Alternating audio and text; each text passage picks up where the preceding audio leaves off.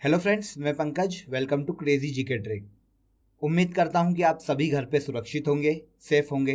तो देखिए दोस्तों, पॉलिटी की सीरीज में हमने सबसे लास्ट टॉपिक में भारत के संविधान के भाग 6 में राज्य की कार्यपालिका को डिस्कस किया था और हमने वहां पर बात की थी कि हम इसे 2 पार्ट में पढ़ने वाले हैं।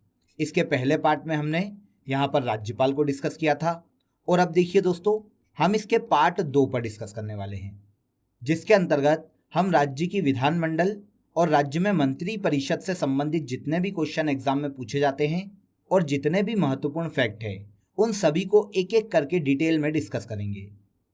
अगर आपने इसके पहले के वीडियो नहीं देखे हैं तो आप हमारी प्लेलिस्ट को फॉलो कर लीजिए, आपके लिए वहां पर सभी वीडियो अवेलेबल हैं। और अगर आप इस टॉपिक की PDF डाउनलोड करना चाहते हैं तो आप क्रेजी जीके ट्रिक की एप्लीकेशन पर चले जाइए दोस्तों, वहां पर आपको सभी PDF अवेलेबल हो जाएगी।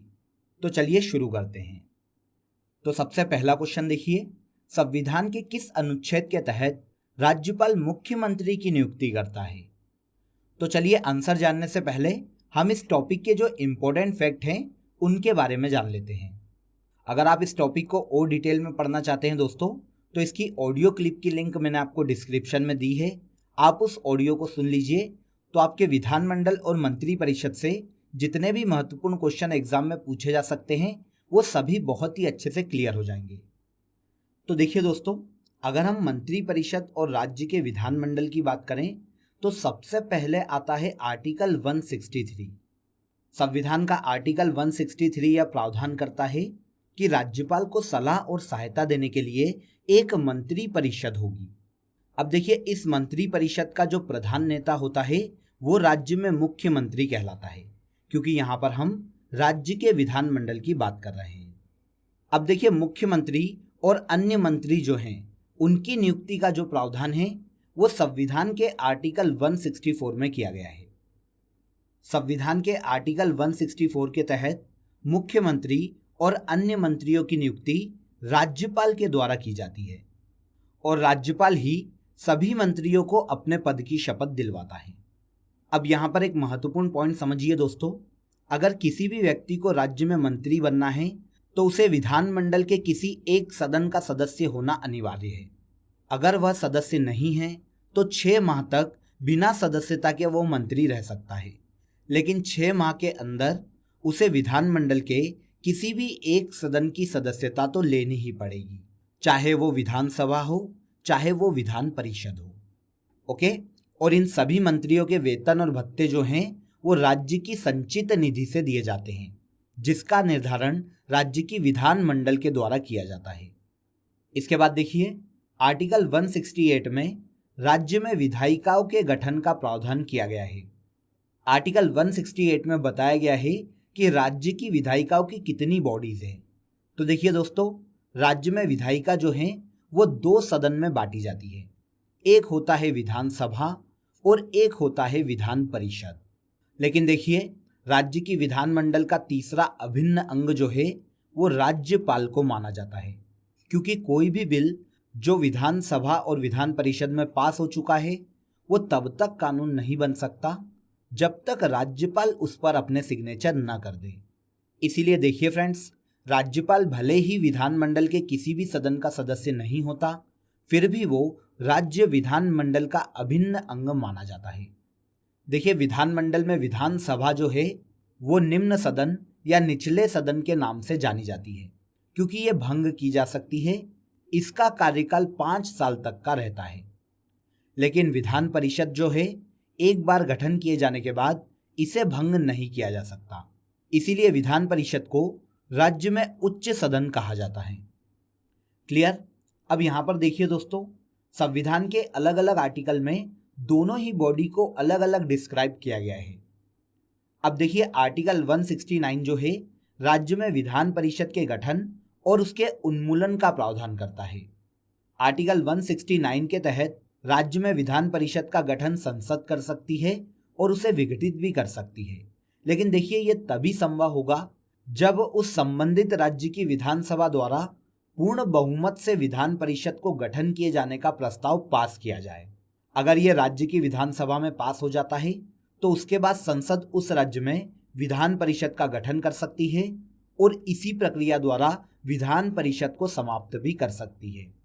तो राज्य में विधान परिषद के गठन और उन्मूलन ये दोनों की ही शक्ति देश की संसद को दी गई है। इसके बाद देखिए दोस्तों, संविधान के आर्टिकल 170 में राज्य की विधान सभाओं के गठन का प्रावधान किया गया है। इसके तहत देखिए, राज्य में विधानसभाओं का जो चुनाव है वो प्रत्यक्ष निर्वाचन द्वारा करवाया जाता है। मतलब इसमें मतदान राज्य के आम नागरिक द्वारा दिया जाता है। तो इसका निर्वाचन कैसा होता है दोस्तों? प्रत्यक्ष होता है। इसके अलावा देखिए, संविधान के आर्टिकल 170 के तहत किसी भी राज्य में विधानसभा की न्यूनतम सीटें 60 से कम नहीं हो सकती और अधिकतम 500 से ज़्यादा नहीं हो सकती। लेकिन देखिए, भारत के कुछ राज्य ऐसे भी हैं जिन्हें न्यूनतम सीटों में यहाँ पर छूट प्रदान की गई है। जैसे भारत के सिक्किम और गोवा जैसे जो राज्य हैं, यहाँ पर विधानसभा की सीटें जो हैं वो 60 से भी कम हैं। लेकिन देखिए, अगर अधिकतम सीटों की बात करें तो भारत में सबसे ज़्यादा विधानसभा सीटें उत्तर प्रदेश राज्य की है, जहाँ पर 403 विधानसभा की सीटें हैं। क्लियर? विधानसभा का अगर किसी भी व्यक्ति को चुनाव लड़ना है दोस्तों, तो उसकी आयु न्यूनतम 25 वर्ष होनी चाहिए। मतलब 25 वर्ष की आयु पूरी कर लेने के बाद ही कोई भी व्यक्ति विधानसभा का चुनाव लड़ सकता है। इसके अलावा संविधान के आर्टिकल 171 में विधान परिषदों के गठन का प्रावधान किया गया है। देखिए, विधान परिषद जो है किसी भी राज्य में विधानसभा की कुल संख्या का 1/3 से ज़्यादा नहीं हो सकती। फॉर एग्जाम्पल, अगर किसी भी राज्य में विधानसभा की 210 सीटें हैं दोस्तों, तो उस राज्य में अगर विधान परिषद का गठन किया जाता है तो वहाँ पर विधान परिषद के सदस्य 70 से ज़्यादा नहीं हो सकते, क्योंकि विधान परिषद का जो आकार है उस राज्य की विधानसभा का 1/3 से ज़्यादा नहीं होना चाहिए। विधान परिषद का जो चुनाव है वो अप्रत्यक्ष रूप से करवाया जाता है। मतलब विधान परिषद के चुनाव में राज्य की आम जनता को मतदान देने का कोई अधिकार नहीं है। देखिए, यहाँ पर अलग अलग तरीके से विधान परिषदों के सदस्य चुने जाते हैं दोस्तों, लेकिन वो डिटेल हमसे एग्जाम में नहीं पूछी जाती। तो केवल हम यहाँ पर इतना याद रखेंगे कि विधान परिषद की कुल सदस्य संख्या का 1/6 राज्यपाल द्वारा नामित किए जाते हैं। मतलब विधान परिषद की कुल जितनी भी सीटें हैं उनके 1/6 सीटों पर राज्यपाल के द्वारा ही व्यक्ति की नियुक्ति की जाती है और वे सभी व्यक्ति राज्यपाल द्वारा ही नामित किए जाते हैं। अगर किसी भी व्यक्ति को विधान परिषद का सदस्य चुना जाना है तो उसे न्यूनतम 30 वर्ष की आयु पूरी कर लेनी चाहिए। तो इन दो फैक्ट को स्पेशली याद रखिएगा। विधानसभा के लिए न्यूनतम 25 वर्ष की आयु अनिवार्य है और विधान परिषद के लिए न्यूनतम 30 वर्ष की आयु अनिवार्य है। इसके बाद आखिरी आर्टिकल है दोस्तों, आर्टिकल 172। संविधान के आर्टिकल 172 में विधायिकाओं के कार्यकाल का उल्लेख किया गया है। इस आर्टिकल के तहत राज्य में विधानसभा का कार्यकाल अधिकतम 5 वर्ष का हो सकता है। लेकिन देखिए, 5 वर्ष के पहले भी विधानसभा को कभी भी भंग किया जा सकता है। लेकिन अगर हम विधान परिषद की बात करें तो विधान परिषद एक स्थायी सदन है जिसे भंग नहीं किया जा सकता, लेकिन इसके सदस्यों का कार्यकाल 6 वर्ष तक का रहता है। हर 2 वर्ष में 1/3 सदस्यों की सीट पर चुनाव किया जाता है। क्लियर? तो आई होप आपको सभी आर्टिकल यहाँ पर समझ में आ गए होंगे और सभी महत्वपूर्ण फैक्ट भी यहाँ पर आपने नोट कर लिए होंगे। तो चलिए दोस्तों, अब हम क्वेश्चन पर चलते हैं। तो यहाँ पर आंसर हो जाएगा आंसर ए। संविधान के आर्टिकल 164 के तहत राज्यपाल मुख्यमंत्री और अन्य मंत्रियों की राज्य में नियुक्ति करता है। वेरी वेरी इंपॉर्टेंट है दोस्तों, इस क्वेश्चन को आप नोट कर लीजिएगा। इसके बाद देखिए, राज्य विधान परिषद का प्रावधान भारतीय संविधान के किस अनुच्छेद में रखा गया है? तो इस क्वेश्चन का आंसर आप सभी जानते हैं दोस्तों, ये आर्टिकल है आर्टिकल 171। आर्टिकल 171 के तहत राज्य की विधान परिषद से संबंधित प्रावधानों का उल्लेख किया गया है। भारत में राज्य विधान पालिकाओं का उच्च सदन कौन सा है? तो भारत में राज्य की जो विधान पालिकाएं हैं उनका उच्च सदन होता है विधान परिषद। तो यहां आंसर हो जाएगा विधान पालिका परिषद। अगला क्वेश्चन है, राज्य विधानसभा में कोई भी धन विधेयक स्थापित नहीं किया जा सकता किसकी अनुमति के बगैर। तो देखिए वो पद है दोस्तों राज्यपाल का पद। राज्यपाल ही किसी भी धन विधेयक को राज्य विधानसभा के पटल पर रखता है। तो यहां आंसर हो जाएगा आंसर बी। राज्य के राज्यपाल की संस्तुति से ही कोई भी धन विधेयक विधानसभा में रखा जाता है। अब यहां पर समझिए दोस्तों कि धन विधेयक की एक हमेशा खासियत होती है कि यह हमेशा विधानसभा में ही रखा जा सकता है, कभी भी इसे राज्य में विधान परिषद में नहीं रखा जा सकता। और इसी प्रकार अगर संसद में धन विधेयक लाया जाता है तो उसे हमेशा लोकसभा में ही रखा जाता है। आई होप आपको ये फैक्ट समझ में आ गया होगा। आगे बढ़ते हैं। भारतीय संविधान के अनुसार राज्यों की विधायिका में सम्मिलित हैं। तो देखिए अभी मैंने आपको इसके बारे में डिटेल में बताया है। राज्यों की विधायिका में राज्य की विधानसभा, विधान परिषद और राज्यपाल तीनों को ही सम्मिलित किया जाता है। अब यहाँ पर आप ऑप्शन देख लीजिए। विधान परिषद और केवल राज्यपाल मिलकर क्या राज्य की विधायिका बना सकते हैं? बिल्कुल गलत। विधानसभा एवं विधान परिषद मिलकर बना सकते हैं? बिल्कुल गलत। विधानसभा एवं राज्यपाल मिलकर बना सकते हैं? तो देखिए ये सच है, लेकिन उस कंडीशन में जब राज्य में विधान परिषद ना हो। लेकिन यहाँ पर आप चौथा कथन देखिए, राज्यपाल, विधानसभा एवं विधान परिषद, जहाँ पर इसका अस्तित्व हो। ये तीनों बॉडी मिलकर राज्य में विधायिका का गठन करते हैं। तो अब देखिए ऑप्शन में आपको ऑप्शन ए में केवल 3 दिया गया है, तो ये बिल्कुल गलत है क्योंकि यहाँ पर चौथा भी सही है। ऑप्शन बी देखिए 2 और 3 सही है, तो ये भी गलत है। ऑप्शन सी देखिए 3 और 4 दोनों ही यहाँ पर सही है। ओके, तो यहाँ आंसर हो जाएगा आंसर सी, क्योंकि देखिए विधानसभा और राज्यपाल दोनों मिलकर भी राज्य में विधायिका बना सकते हैं और राज्यपाल, विधानसभा और विधान परिषद मिलकर भी किसी भी राज्य में विधायिका बना सकते हैं। तो 3 और 4 दोनों ही यहाँ पर सही है। ओके, अगले क्वेश्चन पर चलते हैं। किसी राज्य में विधान परिषद की स्थापना और समाप्ति का प्रावधान है भारतीय संविधान के किस अनुच्छेद में? तो वेरी सिंपल, किसी भी राज्य में विधान परिषद की स्थापना और उसकी समाप्ति का प्रावधान संविधान के आर्टिकल 169 में किया गया है। निम्नलिखित कथनों पर विचार कीजिए। तो आइए देख लेते हैं। यह क्वेश्चन मल्टीपल चॉइस में दिया गया है। भारत में किसी राज्य की विधान परिषद आकार में उस राज्य की विधानसभा के आधे से अधिक बड़ी हो सकती है। तो ऐसा हो सकता है क्या दोस्तों? बिल्कुल नहीं। किसी भी राज्य में अगर विधान परिषद का गठन करना है तो वो विधानसभा का 1/3 से ज़्यादा नहीं हो सकती। किसी राज्य का राज्यपाल उस राज्य की विधान परिषद के सभापति को नाम निर्देशित करता है। तो ये भी बिल्कुल गलत है। तो यहाँ पर आंसर हो जाएगा आंसर डी। ना तो 1 और न ही 2 यहाँ पर सही है। बहुत ही सिंपल क्वेश्चन था दोस्तों, केवल लॉजिक से ही ये क्वेश्चन हमारा यहाँ पर सॉल्व हो गया है।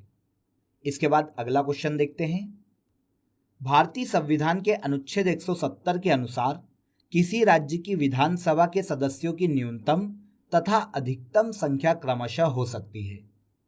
तो संविधान के आर्टिकल 170 के तहत किसी भी राज्य की विधानसभा में न्यूनतम 60 सदस्य हो सकते हैं और अधिकतम 500 सदस्य हो सकते हैं। तो आंसर डी। विधान परिषद में मनोनीत सदस्यों की संख्या है। तो वेरी वेरी इंपॉर्टेंट क्वेश्चन है। इस क्वेश्चन पर आप विशेष रूप से ध्यान दीजिएगा। देखिए हमने डिस्कस किया था कि विधान परिषदों के सदस्यों को अप्रत्यक्ष रूप से चुना जाता है, लेकिन विधान परिषद की कुल सदस्य संख्या का 1/6 सदस्य जो हैं राज्यपाल द्वारा मनोनीत किए जाते हैं। तो विधान परिषद की कुल सीटों का 1/6 सीटें मनोनीत सीटें हैं। तो आंसर हो जाएगा आंसर सी। कुल सदस्य संख्या का 1/6 विधान परिषद में मनोनीत सदस्य हैं। नेक्स्ट क्वेश्चन देखिए। निम्नलिखित में से किसे भंग नहीं किया जा सकता पर समाप्त किया जा सकता है? तो ऐसी बॉडी कौन सी है दोस्तों? ऐसी बॉडी है विधान परिषद, जिसे गठित करने के बाद भंग तो नहीं किया जा सकता, लेकिन विधानसभा की इच्छा पर इसे समाप्त किया जा सकता है। आगे बढ़ते हैं। मुख्यमंत्री से संबंधी निम्नलिखित कथनों में से कौन सा एक सही नहीं है? तो पहला कथन देखिए, वह साधारणतः राज्यपाल द्वारा चयनित होता है। तो देखिए ये कथन बिल्कुल गलत है, क्योंकि राज्यपाल द्वारा मुख्यमंत्री को चयनित नहीं किया जा सकता। तो आंसर हो गया आंसर ए। राज्य में दूसरे सदन की स्थापना या उसे रद्द करने से संबंधित कौन सी सही विधि है? देखिए यहां पर दूसरे सदन का मतलब है विधान परिषद। तो यहां पर विधान परिषद के बारे में क्वेश्चन पूछा गया है कि उसे स्थापित करने और रद्द करने की इनमें से कौन सी विधि है? तो पहला ऑप्शन देखिए, लोकसभा द्वारा साधारण बहुमत से पारित प्रस्ताव। तो ये बिल्कुल गलत है। संबंधित राज्य की विधानसभा द्वारा साधारण बहुमत से पारित प्रस्ताव, तो ये भी बिल्कुल गलत है। संबंधित राज्य की विधानसभा द्वारा पूर्ण बहुमत से पारित प्रस्ताव और संसद से पारित विधि द्वारा, तो ये बिल्कुल सही है। अगर राज्य में विधान परिषद का गठन किया जाना है तो संबंधित राज्य की विधानसभा पहले पूर्ण बहुमत से उस प्रस्ताव को विधानसभा में पास करेगी और इसके बाद संसद में उस प्रस्ताव को पारित किया जाएगा। इसके बाद ही किसी भी राज्य में विधान परिषद का गठन किया जा सकता है। अगला क्वेश्चन देखिए, विधानसभा के सदस्य के लिए न्यूनतम आयु क्या विहित की गई है? Very simple question. विधानसभा के सदस्य बनने के लिए न्यूनतम 25 वर्ष की आयु का प्रावधान किया गया है। इसके बाद अगले क्वेश्चन पर चलते हैं। भारतीय संविधान के निम्नांकित अनुच्छेदों में कौन राज्य की विधानसभाओं के निर्वाचन का प्रावधान प्रस्तुत करता है? तो राज्य में विधानसभाओं का गठन संविधान के अनुच्छेद 170 में दिया गया है। तो आंसर हो जाएगा आंसर ए। निम्नलिखित में से कौन सा राज्य अनुच्छेद 170 के उस प्रावधान का अपवाद है जिसमें कहा गया है कि एक राज्य के विधानसभा के गठन में 60 से कम सदस्य नहीं होंगे? देखिए ऐसे क्वेश्चन को सॉल्व करने के लिए आपको पता होना चाहिए दोस्तों कि भारत के कौन कौन से राज्य ऐसे हैं जहां पर विधानसभा की सीटें 60 से कम हैं। तो इनमें से मैं आपको आंसर बता देता हूं। वो राज्य है दोस्तों सिक्किम, जहां पर विधानसभा सीटों की संख्या वर्तमान में 32 है। क्लियर?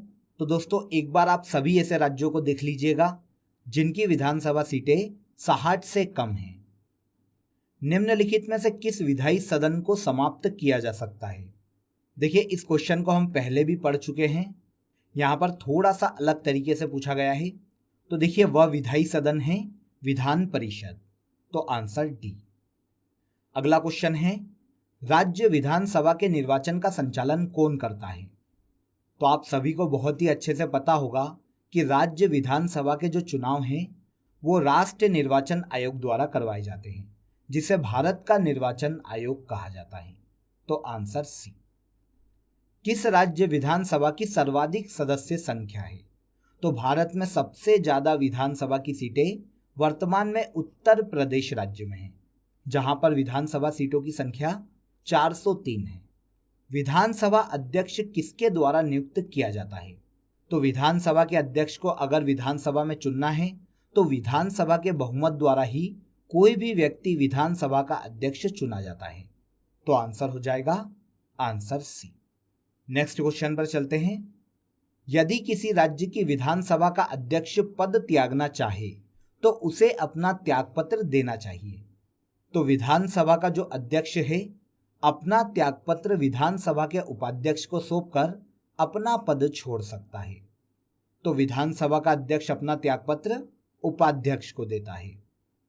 विधानसभा के विघटन के बाद भी अध्यक्ष पद पर बना रहता है तब तक जब तक विधानसभा के विघटन के बाद नई विधानसभा की पहली बैठक न हो जाए। तो पुरानी विधानसभा के भंग होने के बाद जो नई विधानसभा अस्तित्व में आती है उसकी पहली बैठक के ठीक पूर्व तक पुराना विधानसभा अध्यक्ष अपने पद पर बना रहता है। तो आंसर ए। नई विधानसभा की पहली बैठक में पुराना विधानसभा अध्यक्ष जो है वो अपना पद नए विधानसभा अध्यक्ष को सौंप देता है। राज्य सरकार के मंत्रियों के वेतन एवं भत्तों का निर्धारण किया जाता है। तो राज्य के जितने भी मंत्री हैं उनके वेतन और भत्तों का निर्धारण राज्य की विधानसभा द्वारा किया जाता है। विधानसभा ही राज्य में मंत्रियों के वेतन और भत्ते निर्धारित करती है। आगे चलते हैं। अगला क्वेश्चन है, बिना विधानसभा का सदस्य निर्वाचित हुए कोई मंत्री किस समय तक पद पर बना रह सकता है? तो अगर कोई भी ऐसा व्यक्ति जो कि विधानसभा या विधानमंडल का सदस्य नहीं है और वो मंत्री नियुक्त कर दिया जाता है, तो वो अधिकतम 6 माह तक ऐसी ही स्थिति में मंत्री बना रह सकता है। 6 माह के अंदर उसे विधानमंडल के किसी एक सदन की सदस्यता लेनी पड़ेगी। तो आंसर हो जाएगा आंसर बी। विधान परिषद के सदस्यों का कार्यकाल कितना होता है? विधान परिषद के सदस्यों का कार्यकाल 6 वर्ष होता है दोस्तों, क्योंकि विधान परिषद कभी भंग नहीं की जा सकती, लेकिन हर 2 साल में 1/3 सदस्य अपने पद को छोड़ते हैं और 1/3 सीटों पर हर 2 साल में चुनाव होता है। तो इस प्रकार किसी भी विधान परिषद के सदस्य का कार्यकाल 6 वर्ष का हो जाता है। लास्ट क्वेश्चन देखिए, भारत की पहली महिला मुख्यमंत्री कौन बनी? तो बहुत ही महत्वपूर्ण क्वेश्चन है, काफी बार ये एग्जाम में पूछा गया है दोस्तों। भारत की पहली महिला मुख्यमंत्री थी सुचेता कृपलानी, जो कि उत्तर प्रदेश राज्य की पहली बार मुख्यमंत्री बनी थी। सुचेता कृपलानी ही भारत के किसी भी राज्य की पहली महिला मुख्यमंत्री हैं। क्लियर? तो फ्रेंड्स, आई होप आपको मंत्री परिषद और राज्य के विधानमंडल के जितने भी महत्वपूर्ण क्वेश्चन हैं और जितने भी महत्वपूर्ण फैक्ट है वो बहुत ही इजीली समझ में आ गए होंगे और अब आपको इस टॉपिक में कभी भी कोई भी प्रॉब्लम नहीं आएगी। तो अगर आपको ये वीडियो पसंद आया हो तो वीडियो को लाइक करें, शेयर करें और हमारे चैनल को सब्सक्राइब जरूर कर लें, ताकि ऐसे ही महत्वपूर्ण वीडियो आपको हमेशा मिलते रहें। तो आपसे नेक्स्ट वीडियो में फिर मुलाकात होगी दोस्तों, बने रहिए हमारे साथ। जय हिंद।